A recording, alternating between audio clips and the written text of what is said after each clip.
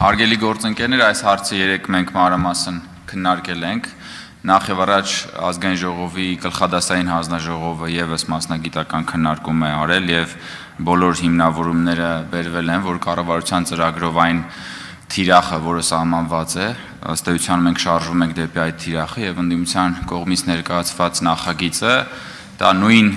թիրախին հասնելու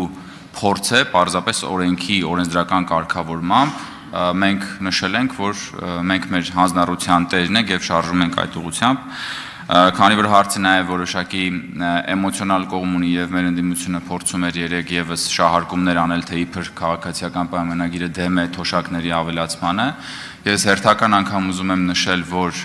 2018 թվականից մինչ այսօր մեր կառավարությունը ըստ էության Հայաստանում նվազագույն թոշակները ավելացրել է տարեկան 380 միլիոն դոլարի չափով, հավելյալ 380 միլիոն դոլարի չափով, եւ այն թիրախը, որ մենք ունենք կառավարության ծրագրով, մենք շարժվում ենք այդ թիրախի ուղղությամբ եւ ընդդիմության ներկայացրած այս նախագիծը ինքնանպատակ է, հետեւաբար մենք